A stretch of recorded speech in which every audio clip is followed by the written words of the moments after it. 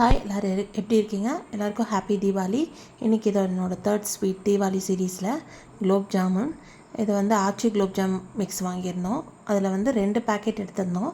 2 பேக்கெட்டில் வந்து கிட்டத்தட்ட 2 பேக்கெட்டையும் சேர்த்து 2.5 கப் இருந்தது. 2.5 கப்புக்கு 1 கப்புக்கு 1/4 கப் வாட்டர் அந்த மாதிரி விகிதம் எடுத்துக்கணும். எடுத்துகிட்டு அரை கப்புக்கும் 3/4 கப்புக்கும் நடுவில் தண்ணி எடுத்துகிட்டு அந்த தண்ணி அதில் ஆட் பண்ணி நல்லா டவ்வை வந்து சாஃப்டாக பிசைஞ்சிக்கணும். ரொம்ப அழுத்தி பிசையக்கூடாது. ஓரளவுக்கு நல்லா சாஃப்டாக பிசைஞ்சு வச்சுக்கணும். அப்படின்னா தான் நமக்கு பால் உருட்டும் போது கிராக்ஸ் எதுவும் விழுகாது. ஓரளவுக்கு இந்த மாதிரி பிசைஞ்சுக்கணும். மேலாப்பில் எல்லாம் ஒன்று சேர்ந்து வர வரைக்கும் பிசைஞ்சிக்கணும். லேசாக தான் ப்ரெஸ் பண்ணுறோம், ரொம்ப அழுத்தி ப்ரெஸ் பண்ணலை.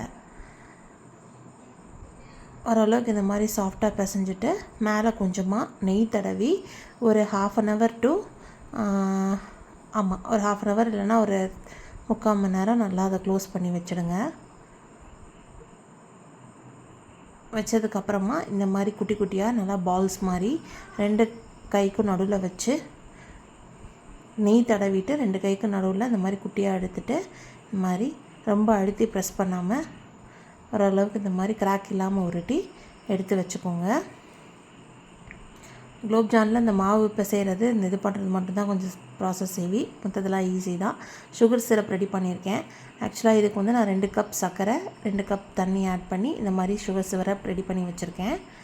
நீங்கள் தேவைப்பட்டால் 3.5 cup sugar 3.5 cup water add பண்ணி equal amount of sugar and equal amount of water add பண்ணி நம்ம சுகர் சிரப் ரெடி பண்ணிக்கலாம். ஜஸ்ட்டு சுகர் அதில் கரைஞ்சால் மட்டும் போதும். இந்த மாதிரி பால்ஸ் ரெடி பண்ணி வச்சுருக்கோம். ஆயில் ஒரு மீடியம் ஹீட் ஆனதுக்கப்புறமா இந்த பால்ஸை ஒன்று ஒன்றா போட்டுட்டு அதை வந்து பரட்டி விட்டுக்கிட்டே இருக்கணும். ஒரே சைடு இருந்தது அப்படின்னா அது வந்து கரியிரும். எல்லா சைடும் படுற மாதிரி திருப்பி விட்டுக்கிட்டே இருக்கணும் அந்த பால்ஸை. ஆக்சுவலாக எண்ணெய்க்குள்ளே போட்ட உடனே கொஞ்சம் பெருசாகும். நம்ம உருட்டினதை விட கொஞ்சம் பெருசாகும். எல்லா பக்கமும் இந்த மாதிரி நல்லா திருப்பி விட்டுக்கிட்டே இருக்கணும். ஈக்குவலாக எல்லா பக்கமும் இந்த ப்ரௌன் கலர் வரணும். வந்ததுக்கப்புறம் ஒரு 5 minutes வந்து எடுத்து வெளியே வச்சுட்டு அதுக்கப்புறம் நம்ம வந்து சூடாக இருக்க சிரப்புக்குள்ளே போட்டுடலாம். எடுத்த உடனே கூட போடலாம். நம்ம ஆயிலோடு எடுத்துட்டோம் அப்படின்னா சிரப்புக்குள்ளே போட்டோம் அப்படின்னா கொஞ்சம் ஆயில் ஸ்மெல் வரும். அதனால் ஒரு 5 minutes வச்சுட்டு 5 minutes கூட இல்லை, அந்த எண்ணெய் ட்ராப் ஆகிற வரைக்கும் வச்சுட்டு அதுக்கப்புறம் நம்ம எடுத்துக்கலாம். இந்த மாதிரி பால்ஸை திருப்பி விட்டுட்டே இருக்கணும். கோல்டன் ப்ரௌன் கலரில் வரணும், பிளாக் ஆகிடக்கூடாது. நல்லா திருப்பி விட்டுட்டு எல்லா பக்கமும் இந்த மாதிரி கோல்டன் கலரில் வந்ததுக்கு அப்புறமா ஓகே, இந்த கலர் வந்ததுக்கப்புறமா நம்ம அதை எடுத்துடலாம்.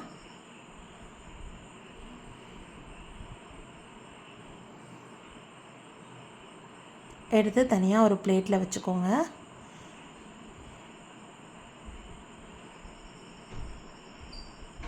எல்லாத்தையும் நல்லா கோல்டன் கலரில் இந்த மாதிரி ஃப்ரை பண்ணதுக்கப்புறம் பிளேட்டில் எடுத்து வச்சுட்டு நம்ம இந்த சுகர் சிரப் இருக்கு இல்லையா, அதில் வந்து இதை ஆட் பண்ணிடணும்.